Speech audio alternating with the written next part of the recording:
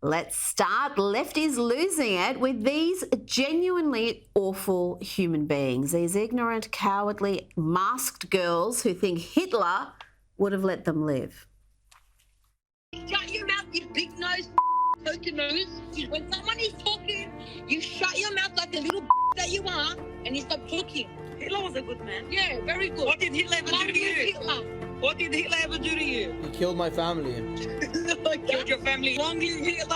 Hail Hitler. Hail Hitler. Hitler would have killed you too. Yeah. Only mistake he made is to finish you all off. I hope you have a slow and painful death. Hope you find peace. Just hideous, hideous. What can you say about that? Thanks to Daniel Braun for posting that clip.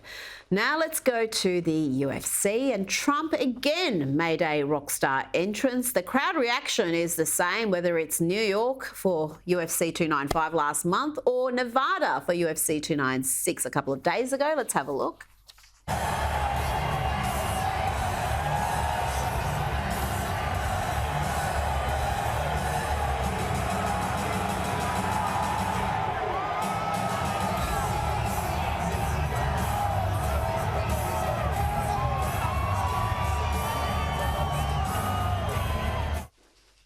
But not everybody was happy. Poor Rosie O'Donnell is not coping. Trump just arrived at the UFC 296, and I can't stand Donald Trump. And the one thing I hate about the UFC is that he ruins it every time he shows up. I mean, come on, Dana White, you got to do better. Dana White did do better. He banned some TikTok dweeb calling himself Neon from attending UFC after the boy called Neon made threats about harassing Trump. I'm gonna walk up, I'm gonna talk my to Trump, and then it's gonna be a very good experience. And I'm gonna talk shit. I don't care if the Secret Service is there. I don't give a I'm gonna talk so. Neon's not allowed in. What? They dropped your name specifically. Huh? They just dropped your name specifically, bro. They said Neon is not allowed in. In the stadium? Yes. What? He looks like he's 13. Oh my gosh. And Dana White was not apologising. Why would he? He said some stupid on Instagram, and, he bought tickets so he wasn't anywhere close. When you start saying stupid shit like that, yeah, you're probably going to get busted up and thrown out of here, making threats and talking dumb looking for clout. I believe he said he was going to... I don't care what he said. I think he said he was going to confront Donald Trump. I don't care what he said. Did he? Well, he wasn't able to. He's this f***ing tall, too. You know that? Punk.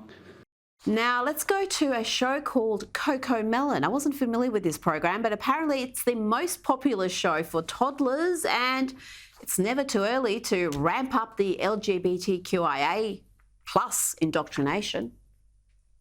Thing that we know about you, you love to get up and dance. How about you break out those moves? For your two biggest fans.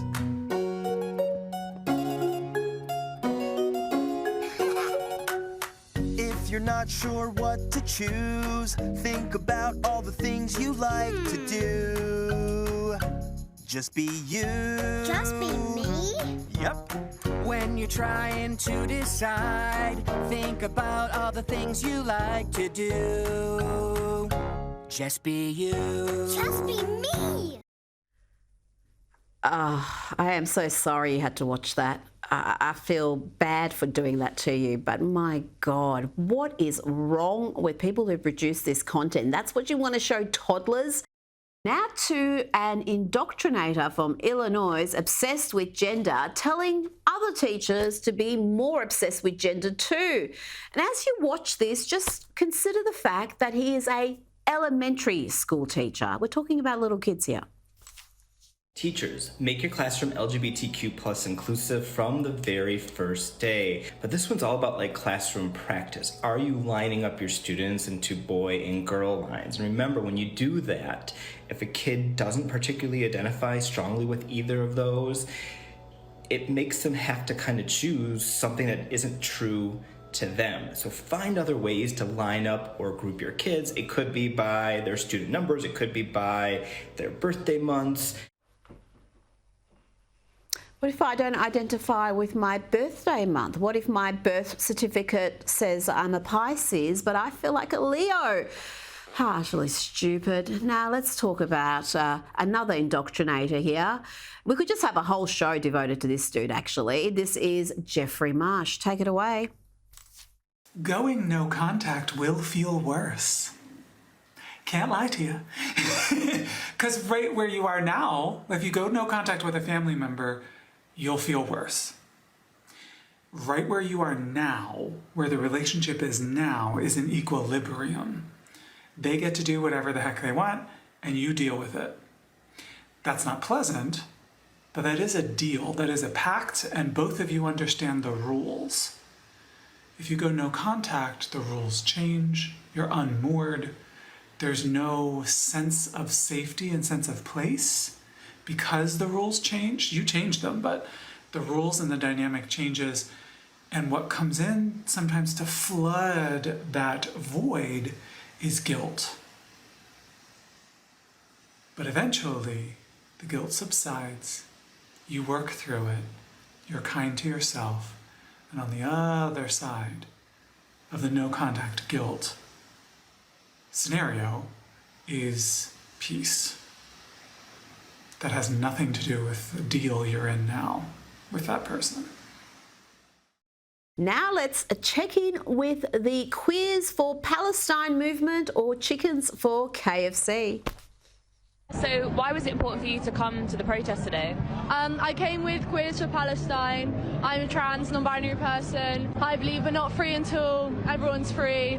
Queer liberation, queer people live in Palestine. There's pinkwashing going on, and people are trying to tell queer people that they can't be part of what's going on in Palestine, and I just want to be here for queer Palestinians and for every Palestinian, because what's happening is this.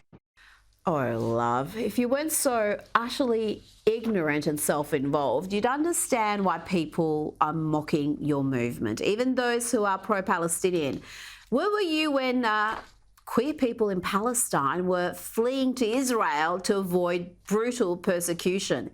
If you don't understand that radical Islam has zero tolerance for your lifestyle, then frankly, you're too dumb to be part of any discussion. But that hasn't stopped Queers for Palestine shutting down Manhattan Bridge. KKK, IDF, you're all the same. NYPD, KKK, IDF, you're all the same. NYPD, KKK, IDF, you're all the same.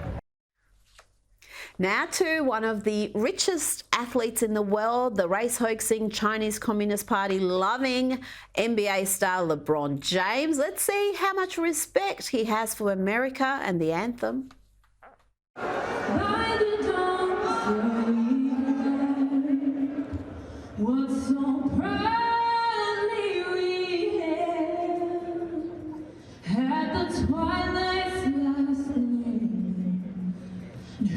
Broad stripes and bright stars through the perilous sky. So as everyone is standing, many with hands on their hearts, he's strolling in casually and taking a seat during the anthem. Pathetic. I bet he'd stand up for the Chinese national anthem. Now, let's go to Noah Tishby, one of the friends of this program, who is a warrior for Israel. And though she is off the left, she's what I like to call an old school lefty. They're still sensible. They can see the toxic, modern, woke left. And she's happy to call them out. Here she is at Berkeley telling a lefty losing it that he's actually a Zionist. That shut him up. Did you know that only 31% of Israelis actually define themselves as of Eastern European descent, and all the rest are actually Middle Eastern descent? You're talking about the indigenousness of Israel. Do you understand that when you're saying Jews are white, have you been to Israel? You people don't have respect. It's not you people. Don't discriminate. I'm a person. My name is Noah. It's not you people. Wait a second. Have you been to Israel? No, okay, great, awesome. So when you go to Israel, I get it. Do you believe? Do you believe that the Jews have a right for self-determination as a state, in a state? Yes, of course. Okay, great. Every You person- do believe that Israel has the right to exist. Of course. Great, then you are a Zionist. Welcome. Sorry. Don't be angry. It's true. That's completely true. He's a Zionist. And there are so many people who are mouthing off about Zionism and Zionists. They don't even know what the definition of the word is. I suggest you look it up because you might find you're a Zionist as well. I'm a Zionist, proudly.